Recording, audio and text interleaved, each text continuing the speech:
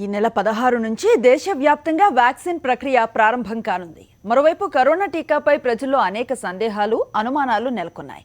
ఈ క్రమంలో ఇటీవల అమెరికాలో ఫైజర్ వ్యాక్సిన్ తీసుకున్న Hyderabad Continental Hospital founder doctor Guru N Reddy గారితో మా ప్రతినిధి జోయల్ స్పెషల్ ఇంటర్వ్యూ. దాంతో పాటు హైదరాబాద్లో ఉన్న ప్రముఖ కాంటినెంటల్ హాస్పిటల్ చైర్పర్సన్ ఎవరైతే ఉన్నారో గురు ఎన్ రెడ్డి గారు, gastroenterologist, expert doctor, international famous doctor. ఇటీవల కాలంలో యుఎస్లో వ్యాక్సిన్ ఫైజర్ కంపెనీ తయారు చేసిన వ్యాక్సిన్ తీసుకొని వచ్చారు. సార్ని అడుగుదాం, యాక్చువల్లీ ఆ ఎక్స్పీరియన్స్ ఎలా ఉండింది, అంటే ఇప్పుడు ఆ వ్యాక్సిన్ తీసుకున్న తర్వాత మళ్ళీ సెకండ్ డోస్కి ఎప్పుడు వెళ్తారు, ఏంటి అసలు వ్యాక్సిన్ గురించి చాలా అపోహలు ఉన్నాయి మనలో, అవి రియాక్షన్స్ ఏమైనా అవుతాయా ఏంటి? సార్ చెప్పండి sir, how are you feeling sir after taking the vaccine? I'm feeling fine అండి.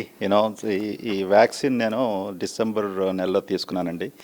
అందరికీ ప్రపంచం అంతా తెలిసిన విషయమే. ఈ ఫైజర్ వ్యాక్సిన్ సుమారుగా మిడ్ నవంబర్లో రిలీజ్ చేశారు.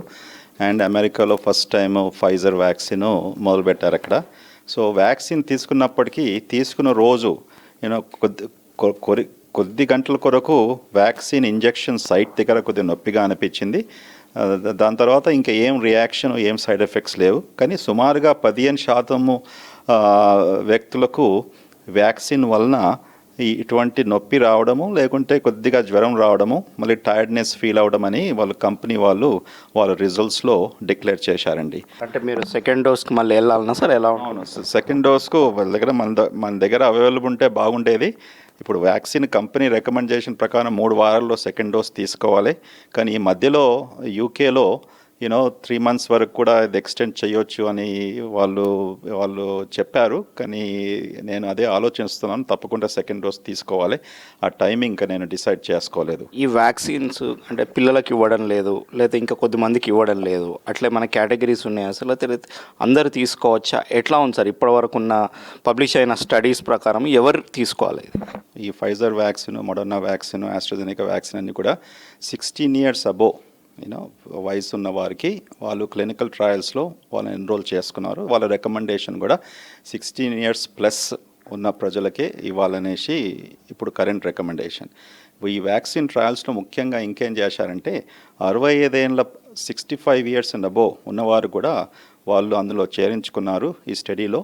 దాంతోపాటు ఈ అడల్ట్ పేషెంట్స్ కూడా వేరే జబ్బులు ఉన్నప్పటికీ కూడా, డయాబెటీసే కానీ, హై బ్లడ్ ప్రెషరే కానీ, లేకుంటే క్యాన్సరే కానీ, ఇటువంటి జబ్బులు ఉన్నప్పటికీ కూడా వాళ్ళు క్లినికల్ ట్రయల్స్లో పార్టిసిపేట్ చేశారు.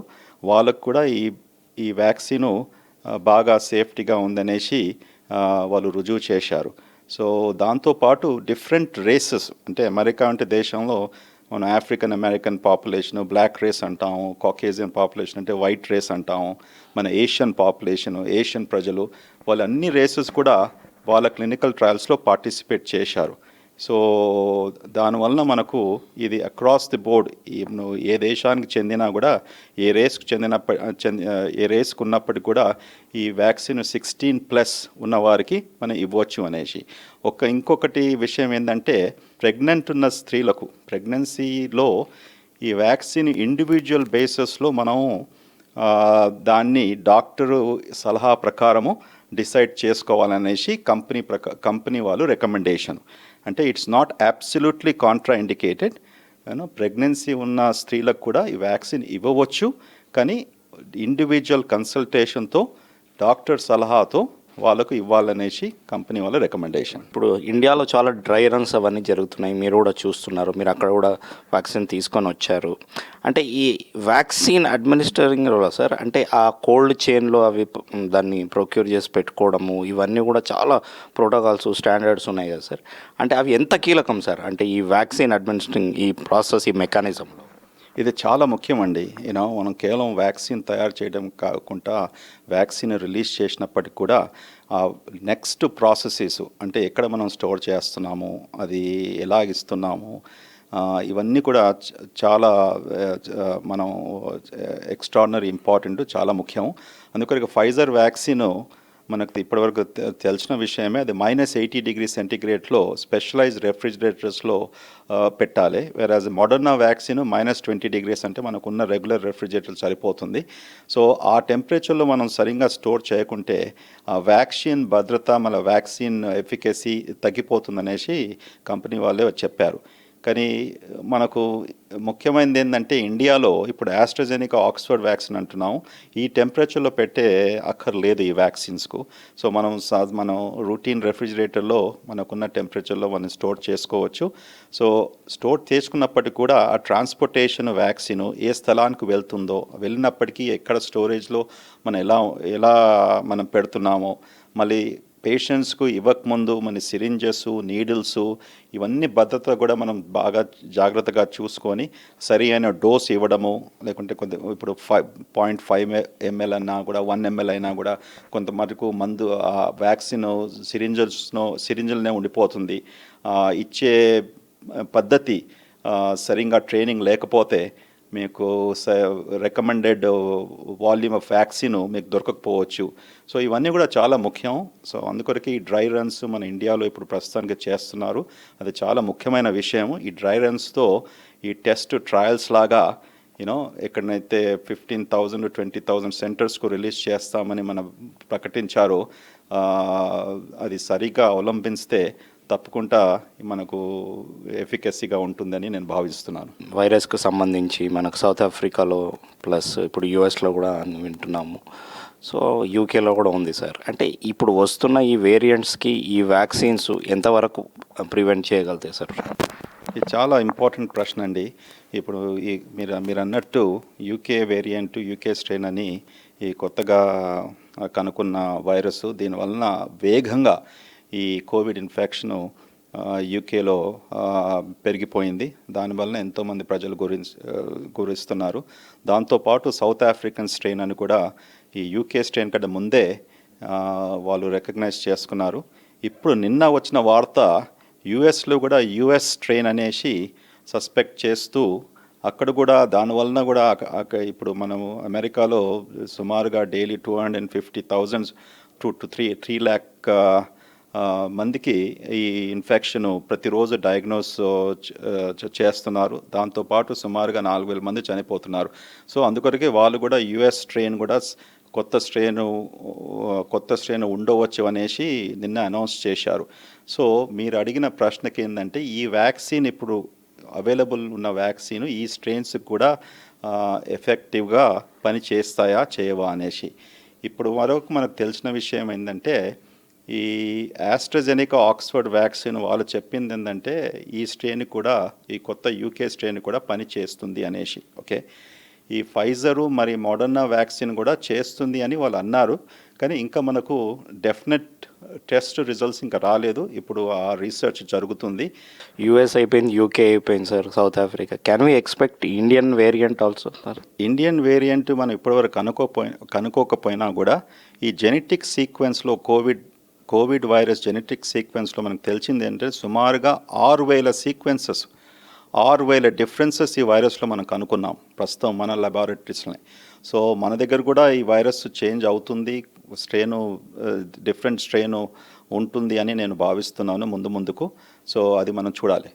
కోవిడ్ వచ్చిన వాళ్ళు కోవిడ్ తగ్గిపోయిన తర్వాత తీసుకోవాలంటున్నారు కదా సార్ మీరు దీనికి? అవును. కోవిడ్ వచ్చినప్పటికీ కూడా కోవిడ్ తగ్గిపోయిన తర్వాత కూడా ఈ వ్యాక్సిన్ తీసుకోవాలనేసి కరెంట్ రికమెండేషన్. కానీ యాక్టివ్ కోవిడ్ ఇన్ఫెక్షన్ ఉన్నవారికి, ఎవరైతే యాక్టివ్ కోవిడ్ ఇన్ఫెక్షన్ ఉండి ట్రీట్మెంట్లో ఉన్నారో, హాస్పిటల్లో చేరారో, ఐసీయూలో ఉన్నారో ఈ జనాలకు, ఈ పేషెంట్స్కు మనం వ్యాక్సిన్ ఇవ్వకూడదు. ఈ సినారియోలో సార్, అంటే ఒక కామన్ మ్యాన్కి, నేను బాగా హెల్తీ పర్సన్, నేను చాలా కాన్ఫిడెంట్గా ఉన్న కొంతమంది వ్యక్తులు ఉంటారు, అసలు నేను తీసుకోకుంటే ఏమవుతుంది అనే ఒక ప్రశ్న వస్తుంటుంది సార్. అంటే మీరు ఏమంటారు సార్? ప్రతి ఒక్కరు తీసుకుంటేనే బాగా అంటారు. ఒక వైద్యునిగా నేను చెప్పే రికమెండేషన్ ఏంటంటే తప్పకుండా ఇది ఎంత వేగంతో ప్రపంచమంతా కూడా వ్యాపించిందో ఈ పాండమిక్, ఎంతోమంది మిలియన్స్ ఆఫ్ పీపుల్, వేలాది మంది గురవుతున్నారు. అందుకొరకు ఈ వ్యాక్సిన్ తప్పకుండా తీసుకోవాలి, ఏం సందేహం లేకుండా. లేకుంటే ఇన్ఫెక్షన్ వచ్చిన తర్వాత మనం, ఎందుకంటే ఇప్పుడు ప్రస్తుతానికి ఈ ఇన్ఫెక్షన్ ట్రీట్మెంట్ కొరకు సరైన మందులు లేవు. మనం రెమ్డెసివిర్ అని బాగా మనం హ్యాపీగా అయినాం ఫస్ట్ ఇంట్రడ్యూస్ చేసినప్పుడు. ప్లాస్మా థెరపీ అనుకున్నాము, మళ్ళీ వేరే కొన్ని మెడికేషన్స్, కొత్తగా వచ్చిన మెడికేషన్స్ కూడా ఏవి కూడా ఇంతవరకు అది ఈ ప్రజలను సివియర్గా ఇన్ఫెక్షన్కి వచ్చినప్పటికీ బ్రతికించలేకపోతుంది. దానివలన అనవసరంగా లైఫ్ మనం గురి చేసుకోకుండా రికమెండేషన్ ప్రకారము వ్యాక్సిన్ ఇమ్మీడియట్లీ అవైలబుల్ అయిన తర్వాత అది తీసుకుంటే మనకు చాలా లాభం అవుతుంది. సార్ ఇప్పుడు ఇవన్నీ తీసుకున్న తర్వాత మాస్కులు ఇవన్నీ వదిలేయచ్చా సార్? కరెంట్ రికమెండేషన్ ప్రకారం ఏమంటున్నారంటే సుమారుగా 80% ప్రజలకు ఒక దేశంలో వ్యాక్సినేషన్ చేసే వరకు ఇప్పుడు పాటించే మాస్క్ మనం వేసుకోవడము, దాని తర్వాత సోషల్ డిస్టెన్సింగ్ అనేది అంటున్నామో అది తప్పకుండా అవలంబించాలనే రికమెండేషన్. ఎందుకంటే రేపటి దినం ఇది 100% ఈ వ్యాక్సిన్ ఇది ఎఫికేషియస్ కాదు. 100% లేనప్పటికీ నువ్వు 90% అన్నా 80% అన్నా నీకు 15% 20% మళ్ళీ ఇన్ఫెక్షన్ వచ్చే అవకాశం ఉంటుంది కదా. సో కేవలం వ్యాక్సిన్ తీసుకున్నంత మాత్రం మనం డ్యాన్స్ చేసే సమయం రాలేదు ప్రస్తుతానికి. ఓకే, ఇప్పుడు మాత్రం రికమెండేషన్ ప్రకారం మనం మాస్క్ వేసుకోవాలి, దాంతోపాటు సోషల్ డిస్టెన్సింగ్ మనం పాటించాలి. హర్డ్ ఇమ్యూనిటీ అని అంటే హర్డ్ ఇమ్యూనిటీ డెవలప్ అయ్యే వరకు, ఆ హర్డ్ ఇమ్యూనిటీ ఎప్పుడు డెవలప్ అవుతుందంటే సుమారుగా 80% మంది ప్రజలకు వ్యాక్సినేషన్ ఇచ్చే వరకు హర్డ్ ఇమ్యూనిటీ రాదు. అప్పుడు వచ్చినప్పటికీ మనం ఈ మాస్క్ వేసుకొని రిలాక్స్ చేసుకోవచ్చు. కానీ ప్రపంచం అంతా కూడా మన ఫ్యూచర్ ఎలాగా ఈ వైరస్ మన జీవితాలను మార్చేసిందంటే ఇవి లైఫ్ అంతా కూడా అవలంబిస్తే బాగుంటుంది. ఇప్పుడు కరోనా వ్యాధికి మందు లేదు, వ్యాక్సిన్ ఒకటే అందుబాటులోకి వచ్చింది, కానీ మాస్కులు నిరంతరం వాడాలనే పరిస్థితిలో మనం ఇప్పుడున్నాము. రాబోయే రోజుల్లో రీసెర్చ్ ఏం చెప్తుందో మనకు తెలియదు. కాబట్టి ప్రతి ఒక్కరూ ప్రజలు ఎవరైతే ఇప్పుడు ఉన్నారో వ్యాక్సిన్ వచ్చిందని నిర్లక్ష్యం చేయొద్దు తమ హెల్త్నని డాక్టర్ గురు ఎన్ రెడ్డి గారు చెప్తున్నారు. అంతేకాకుండా ప్రతి ఒక్కరు అప్రమత్తంగా ఉండాలని కూడా హెచ్చరిస్తున్నారు. వీడియో జర్నలిస్ట్ శ్రీనివాస్తో కరెస్పాండెంట్ జోయల్, సాక్షి టీవీ, కాంటినెంటల్ హాస్పిటల్, హైదరాబాద్.